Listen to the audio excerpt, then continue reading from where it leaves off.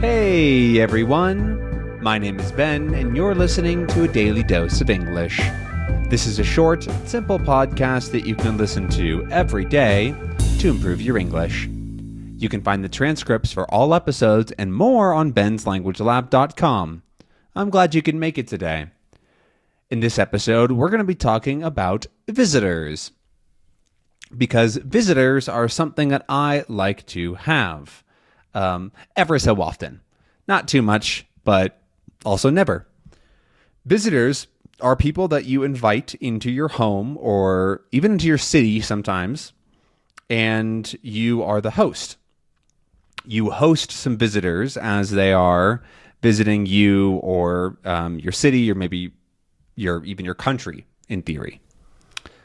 And we use that word pretty generically for anybody that's coming to visit, whether it's a long term, a single day, just a couple hours. And so anybody that comes to visit you, right, is a visitor. And I like having visitors. I think it's a really fun thing. And I think there's a lot of benefits to it in terms of just being social, but then also having more good experiences with people, and also re-experiencing things for yourself.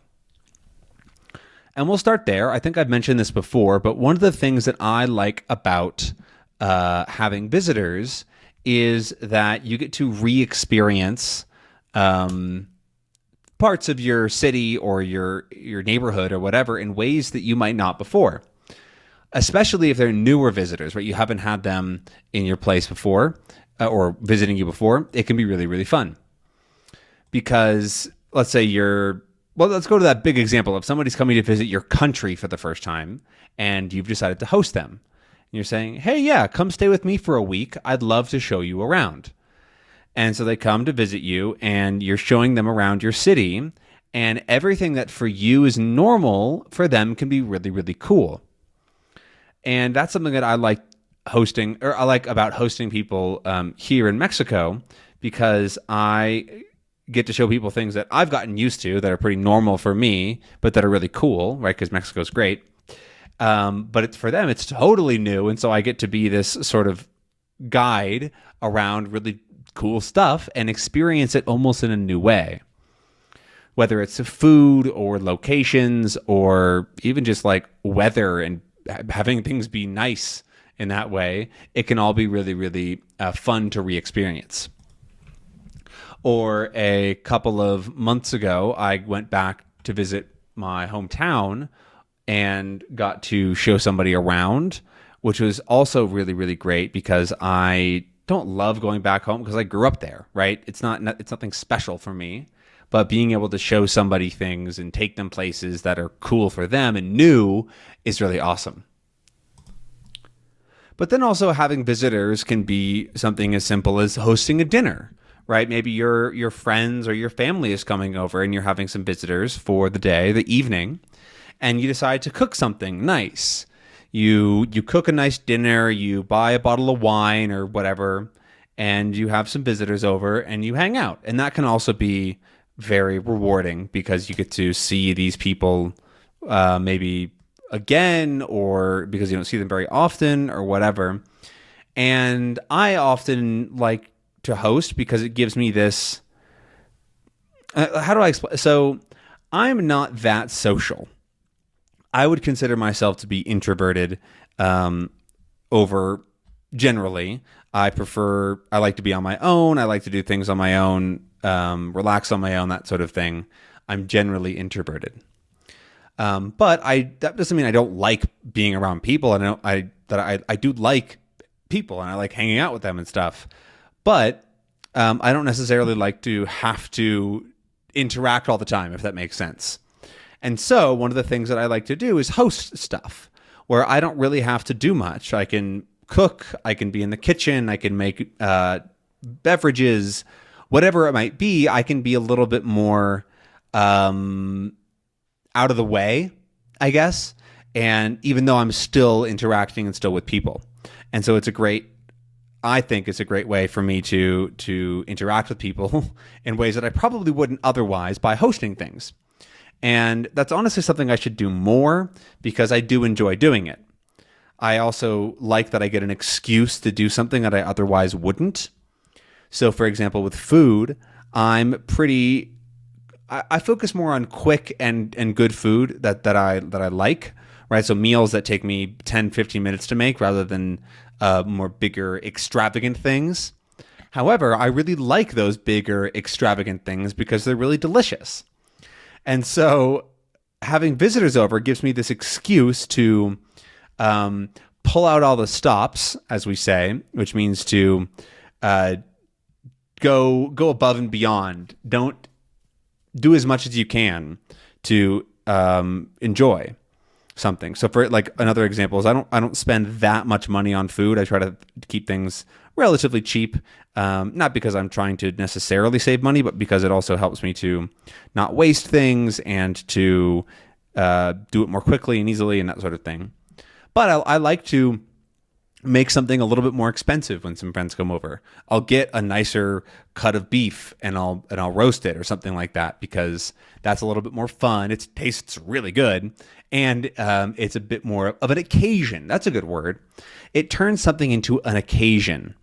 An occasion, like literally the word is like just a sort of a time or an event or a thing that happens, but an occasion, like in that sense, is a fancy event or something that's fun, right? A special occasion, if you will, is the other phrase that you might hear. And so those are some reasons that I like having visitors. I also like to host, when I can, people that are coming to stay for a few nights because that also gives you just a totally different experience of having somebody in your house. And they might bring something, not even necessarily physical, but they might bring something mental or emotional to your place, which can also be really great.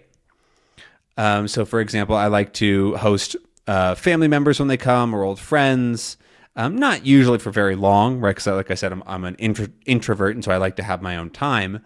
But for a day or two or a couple days is great. I really enjoy that sort of thing. And I also like to be a visitor because I get to do that same sort of thing. I get to maybe bring some different energy to a house or to somebody's life in a way, and I like to experience new stuff, right? I don't travel as much right now.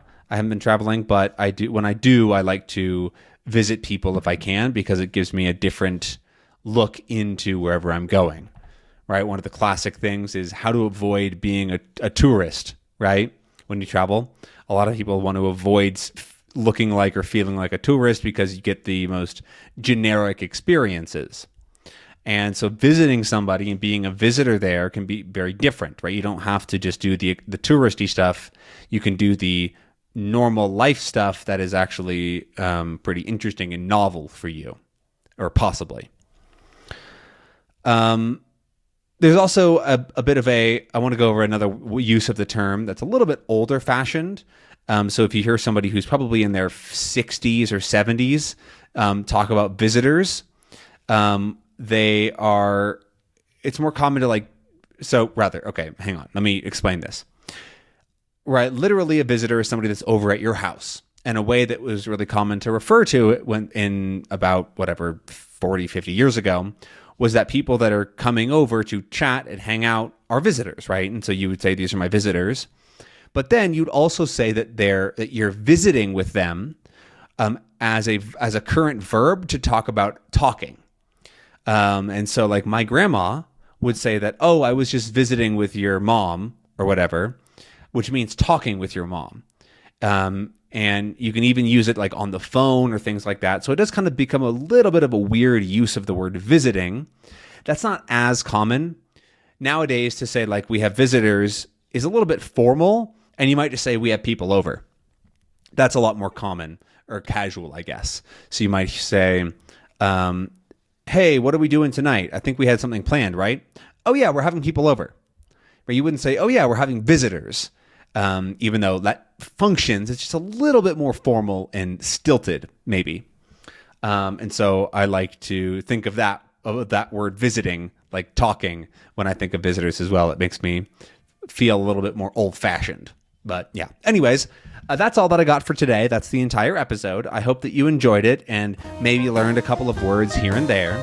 Let me know down in the comments what you learned, and I'll see you again tomorrow for another episode. Bye-bye.